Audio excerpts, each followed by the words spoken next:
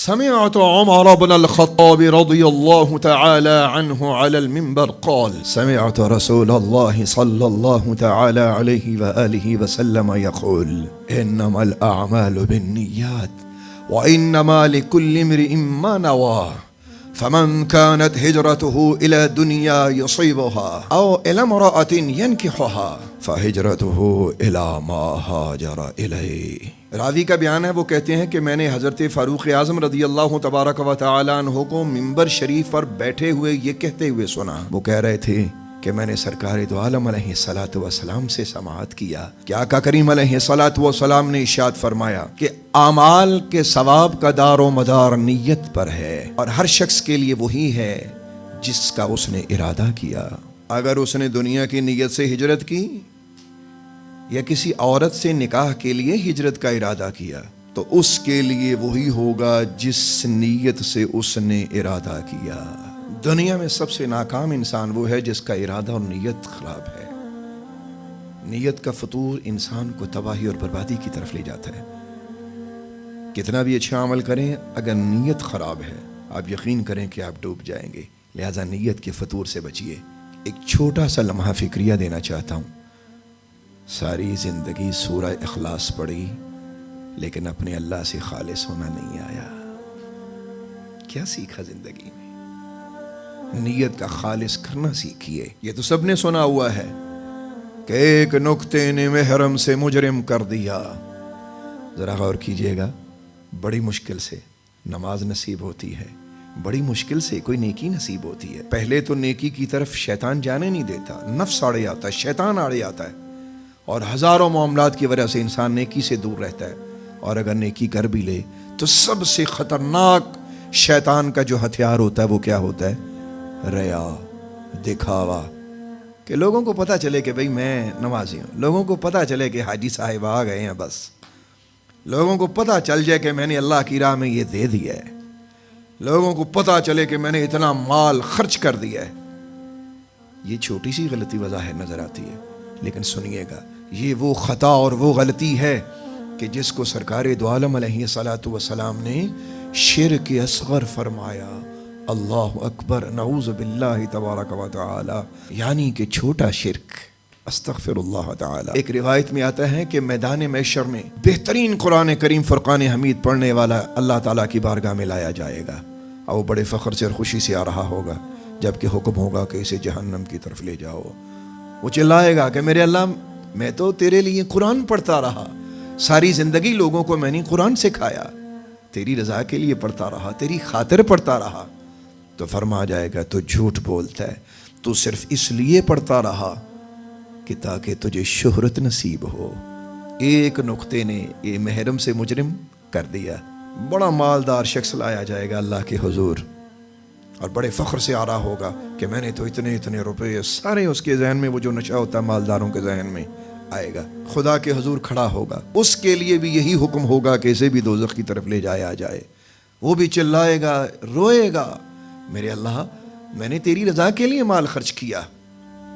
فرمایا جائے گا تو نے اس لیے مال خرچ کیا کہ لوگ تجھے سخی کہیں، لوگ تیری سخاوت کی واہ واہ کریں۔ اور ہمارے معاشرے میں یہ بلا بھی بڑے خطرناک طریقے سے لوگوں کے اندر سرایت کی ہوئی ہے۔ ایک نکتے نے محرم سے مجرم کر دیا، شہید اللہ کی بارگاہ میں کھڑا کیا جائے گا، اور وہ بڑا پرسکون ہوگا کہ اس نے تو اپنی جان اللہ کی راہ میں دی ہے۔ اور اس کے بارے میں بھی یہی کہا جائے گا کہ اسے دوزخ کی طرف لے جایا جائے۔ وہ بھی کہے گا بار الہ، میں نے تو اپنی جان قربان کر دی، اپنے خون کا آخری قطرہ تک تیری راہ میں بہایا، تو میرے اللہ میرے لیے یہ سخت فیصلہ کیوں کیا جا رہا ہے؟ اسے بھی فرمایا جائے گا تو نے اپنی جان اس لیے دی کہ لوگ تیری بہادری کے قصے گائیں، لوگ تیری شانیں بیان کریں کہ واہ کیا بہادر انسان تھا، کیا دلیر انسان تھا، کس طریقے سے لڑائی لڑتا لڑتا مر گیا۔ یہاں بھی ایک نکتے نے محرم سے مجرم کر دیا۔ تو لوگوں، اس جرم سے بچیے، ذرا غور کیجئے کہ ایک خطا پورے کے پورے نامہ اعمال کو سیاہ تاریک کر کے رکھ دیتی ہے۔ اس سے بچیے۔ نیت کا اخلاص بڑی چیز ہے۔ اور حسن نیت تو اللہ اللہ. ذرا حسن نیت کا کمال بھی ملاحظہ فرمائیے. زیب و زینت نظام خانقاہی حضرت محبوب الہ نظام الحق والدین رضی اللہ تبارک و تعالی عنہ وقدس سر العزیز کی بارگاہ اقدس میں ایک شخص مرید ہونے کے لیے آیا. اس نے باقاعدہ بیعت کی اور نہایت عقیدت کا اظہار کیا. اس نے کہا حضور بندہ نواز کرم فرمائیں تو میں آج کی رات آپ کی خدمت اقدس میں رہنا چاہتا ہوں. آپ نے فرمایا کہ بھئی ہماری خانقاہ میں کافی جگہ ہے تو آپ وہاں ٹھہر جائیے.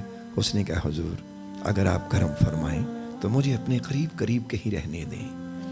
آپ مسکرا پڑے اور مسکرا کے آپ نے اس کو اجازت دے دی. عشاء کی نماز کی ادائیگی کے بعد آپ نے مسنون اذکار فرمائے اور اسی طرح باوضو آپ اپنے بستر پہ استراحت فرما ہو گئے. اب یہ مرید بڑا حیران، بڑی شہرت سنی تھی اس نے حضرت نظام الدین اولیاء کہ اللہ کے محبوب اس درجے پہ پتہ نہیں کتنی عبادت اور ریاضت. بات تو ٹھیک تھی کہ ان کی ریاضت اور عبادت وہ اللہ اللہ، لیکن جو بنیادی جز ہوتا ہے وہ اخلاص ہوتا ہے، للہیت ہوتی ہے، اللہ کے ساتھ خالص ہونا ہوتا ہے. اب اس نے ہاتھ میں تسبیح پکڑ لی اور حضرت کو ساری رات دیکھتا بھی رہا اور حیران بھی ہوتا رہا اور خود تسبیح پڑھتا رہا اور ارادہ کیا اس نے کہ آج میں تے ساری رات تسبیح پھیرنی ہے.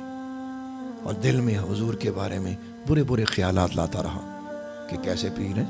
ہمارے معاشرے میں بڑے لوگ ہوتے ہیں اپنی نظروں میں بیچارے اپنے مرشدین کو تولتے رہتے ہیں. عبادت کرتے کرتے رات کا آخری پہر ہوا. حضرت نظام الحق والدین آپ اپنے بستر مبارک سے اٹھے، آپ نے وضو فرمایا اور وضو فرمانے کے بعد آپ نے صرف 2 نفل ادا کیے اور 2 نفل ادا کرنے کے بعد آپ پھر بستر پر استراحت فرما ہو گئے. اب تو اس کو یقین ہو گیا لے بھائی تو تے اپنی بیعت ضائع ہی کیتی ہے. استغفر اللہ نعوذ باللہ تعالی. ابھی یہ شخص تسبیح کر رہا ہے، تسبیح کرتے کرتے جائے نماز پہ بیٹھے بیٹھے اسے اونگ آئی اور یہ کیا دیکھتا ہے کہ بہت بڑے میدان میں ایک چھوٹا سا چراغ جل رہا ہے اور اس کے سامنے زمین تا آسمان ایک نور کا بہت بڑا ستون ہے کہ جس کی روشنی سے آسمان و زمین چمک رہے ہیں اور ملائکہ کرام علیہم السلام اس کے گرد وجد کرتے ہوئے طواف میں مشغول ہیں. اب یہ بڑا حیران ہوا کہ یہ چراغ کیا ہے اور وہ اتنی بڑی روشنی کیا ہے. تو وہ اونگ میں یعنی اسی حالت میں وہ بولا کہ یا اللہ یہ کیا ماجرا ہے، یہ ایک چراغ کیا ہے اور وہ نور کہ اتنا بڑا ستون زمین تا آسمان، میرے اللہ یہ کیا ہے.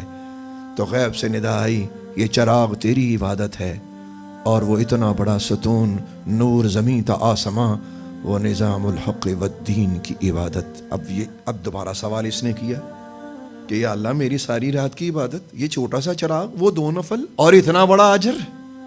تو آواز آئی یہ جو اتنا بڑا نور کا ستون دیکھ رہا ہے نا، یہ تو تکبیر اولا کا تماشا تو دیکھ رہا ہے کہ جب میرا پیارا بندہ پوری دنیا سے کٹ کے میرے سامنے کھڑا ہوا تو اس کے دل میں سوائے میرے کوئی نہ تھا.